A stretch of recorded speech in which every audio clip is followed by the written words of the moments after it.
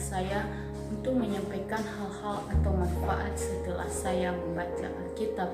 Dan sebelum itu saya memperkenalkan saya, nama saya Yeni Mandaha, Prodi Pak tingkat 1 semester 2.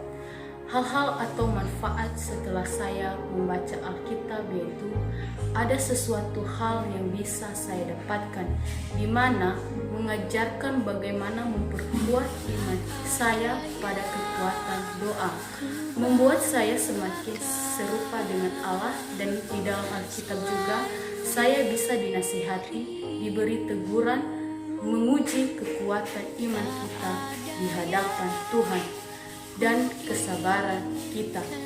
Dengan juga membaca Alkitab, kita semakin diperdekatkan kepada Tuhan dan penuh dengan didikan yang mendatangkan hikmat dan kebijaksanaan dan mendidik dalam kebenaran. Dan di sini juga saya mempunyai satu ayat hafalan yang terambil dari Ulangan pasal 31 ayat 6 yang berbunyi, kuatkan dan teguhkanlah hatimu, janganlah takut dan jangan gemetar karena mereka, sebab Tuhan Allahmu dialah yang berjalan menyertai engkau. Ia tidak akan membiarkan engkau dan tidak akan meninggalkan engkau. Ketika kita tetap teguh di hadapan Tuhan, maka Tuhan tak pernah meninggalkan kita. Sekian yang bisa saya sampaikan. Saya ucapkan terima kasih. Shalom. Halo, perkenalkan nama saya Siti. Saya dari Bumi. Dalam membaca Alkitab, saya sangat terberkati dan termotivasi di mana kita harus terus dalam perintah Tuhan dan supaya kita tetap jangan lari ke tujuan kita dan tetap bersyukur. Terima kasih kesempatan yang telah diberikan kepada saya. Sebelumnya saya sapa kita dalam bahasa kasih Shalom. Sebelumnya saya memperkenalkan diri. Nama lengkap saya Yerni Indah Putri Halawa. Betapa besar kasih Tuhan Yesus. Setelah saya membaca Alkitab, Tuhan mampu memberikan sukacita, kesabaran, dan memberikan kita damai sejahtera ketika kita merasakan memiliki begitu banyak masalah. Karena Alkitab berisi berbagai motivasi yang nyata ketika kita sedang berada di masa kejatuhan, masa kelam. Firman Tuhan dalam Alkitab bagikan mata terang pelita yang membantu kita sungguh-sungguh merenungkan dan juga melakukannya dalam kehidupan kita. Dan mintalah Roh Kudus untuk selalu membimbing kita agar mendapat manfaat kemuliaan bagi nama Tuhan. Baik, saya merenungkan salah satu dari Alkitab yang terambil dari Amsal pasal 19 ayat 20 sampai 21. Beginilah firman Tuhan. Dengarkanlah nasihat dan terimalah didikan, supaya engkau menjadi bijak di masa depan. Banyak rancangan di hati manusia, tetapi keputusan Tuhan adalah terlaksana. Terimalah segala ajaran dan didikan yang kita terima. Renungkan apakah ajaran itu membangun atau tidak. Jangan merasa tahu segalanya. Jangan sombong, karena itu yang akan menjatuhkan kita suatu saat nanti. Bersikaplah sesuai dengan karakter Kristus sejati, yaitu rendah hati, dan jangan berhenti belajar. Sekian dan terima kasih. Shalom. Hai, Shalom. Baik, perkenalkan nama saya Mimoni Segato. Saya Prodipak. Pengalaman saya saat membaca Alkitab yaitu yang pertama, pikiran saya merasa senang dan hatiku saya menjadi tenang. Yang kedua, iman saya sebagai seorang Kristen menjadi kuat. Yang ketiga, meyakinkan saya akan keselamatan yang sudah saya terima. Yang keempat, membimbing saya dalam membuat keputusan-keputusan dalam kehidupan. Yang kelima, memberitahu saya bagaimana menyucikan diri dari dosa. Yang keenam, saya mendapat ilmu dari Alkitab. Yang ketujuh, menimbulkan suatu kedamaian sejahtera dalam diri saya.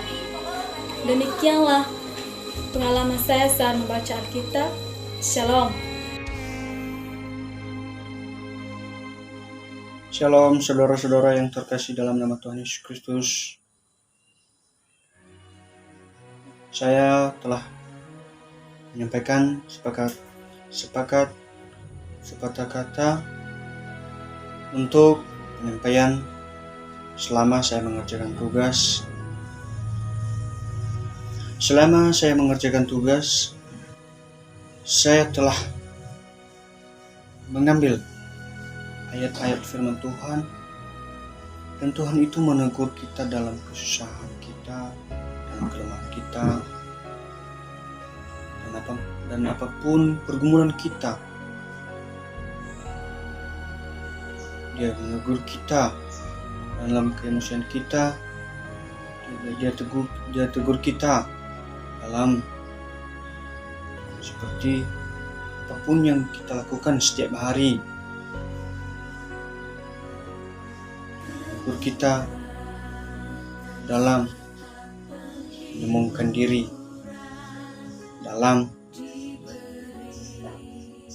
seperti yang kita lakukan setiap hari.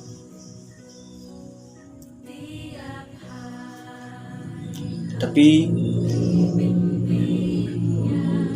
saya telah membaca kitab Ayub pasal 6 ayat 6 sampai ayat 7. Saya udah menenangkan hati biar saya membaca dalam hati, biar saya membaca dalam kitab ini dan aku merenungkannya dalam kita sendiri. Siapakah yang menahan kasih sayang terhadap semuanya, melakukan takut akan kuasa. Artinya itu menahan kasih sayang itu seperti di dalam kehidupan kita manusia, kita harus menyayangi kepada sesama kita. Kita menghargai sakit, kita menghargai juga orang tua kita.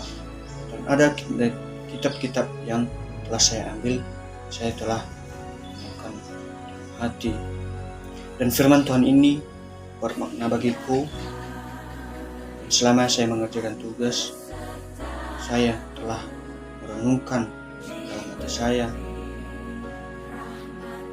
dan saya menanamkan firman Tuhan ini sangat bermotivasi bagiku dan dalam kita, sehingga kita ada di dalam pergaulan Tuhan. Semoga Tuhan Yesus memberkati. Shalom.